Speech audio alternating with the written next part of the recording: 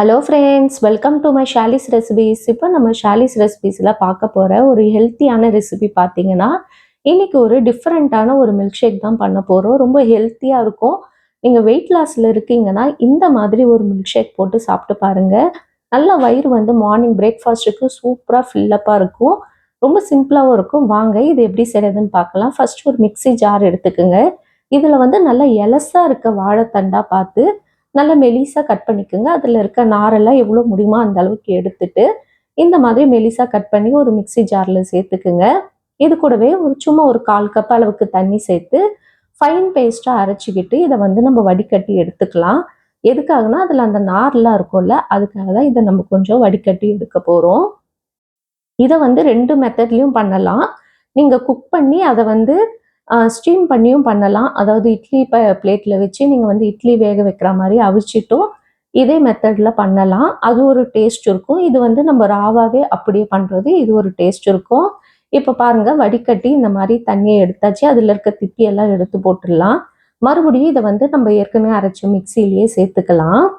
இந்த தண்ணியை மட்டும் மிக்சியில சேர்த்துக்கிட்டு, இப்போ வந்து நான் நைட்டே வந்து கொஞ்சம் நட்ஸ் வந்து ஊற வச்சிருக்கேன்.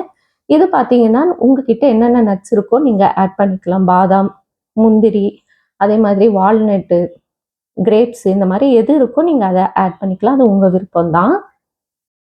இப்போ இதுலயே வந்து ஒரு 1/2 கப் அளவுக்கு மட்டும் பால் சேர்த்துக்குங்க. ஃபர்ஸ்ட் பால் வந்து நிறைய சேர்க்க வேணாம்.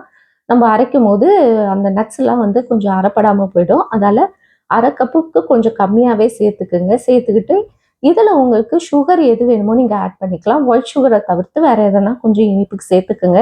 தேன் இல்லைன்னா ப்ரௌன் சுகர், பனங்கற்கண்டு இந்த மாதிரி எதுவாக இருந்தாலும் சேர்த்துக்குங்க. நான் இன்னைக்கு ஒரு 2 டேபிள் ஸ்பூன் அளவுக்கு பனங்கற்கண்டு சேர்த்து, இது வந்து எந்த அளவுக்கு அரைக்க முடியுமோ அரைச்சிக்கோங்க. ரொம்ப ஸ்மூத்தாலாம் அரையாது. நல்லா நட்ஸ் வந்து நம்ம குடிக்கும்போது நம்ம வாயில தென்பட்டுட்டே தான் இருக்கும். இப்போ இதுல வந்து நம்ம வந்து ஒரு ஏலக்காவுல உள்ள இருக்க விதைய மட்டும் இதுல சேர்த்துக்கலாம். சேர்த்துக்கிட்டு உங்களுக்கு வேணும்னா ஐஸ் கியூப் சேர்த்துக்குங்க. இப்போ இதுல 1 கப் பால் சேர்த்துக்கலாம்.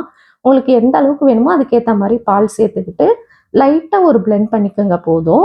அவ்வளோதான், சூப்பரான வாழைத்தண்டு ஜூஸ் வந்து நம்மளுக்கு ரெடி ஆயிடுச்சு. இப்போ ஒரு கிளாஸ்ல கொஞ்சமா ஐஸ் கட்டி போட்டுட்டு நல்லா ஜில்லுன்னு சர்வ் பண்ணலாம். வெயிட் லாஸ் பண்றவங்க, அதே மாதிரி டைஜஷன் ப்ராப்ளம் இருக்கிறவங்க, சிறுநீரகத்தில் வந்து கற்கள் இருக்கிறவங்க, அவங்கெல்லாம் வந்து இந்த மாதிரி மெத்தட்ல வந்து ட்ரை பண்ணி பாருங்க. நார்மலா வெறும் வாழைத்தண்டு ஜூஸ் குடிக்கணும் அப்படின்னா குடிக்க மாட்டோம்.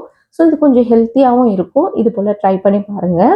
இந்த மாதிரி ஹெல்த்தியான ரெசிபீஸ்க்கும் அதே போல சிம்பிளான ரெசிபீஸும் பார்க்கறதுக்கு மறக்காம நம்ம சேனலை சப்ஸ்கிரைப் பண்ணி வச்சுக்கோங்க ஃப்ரெண்ட்ஸ். இன்னொரு வீடியோவில் உங்களை சந்திக்கிறேன்.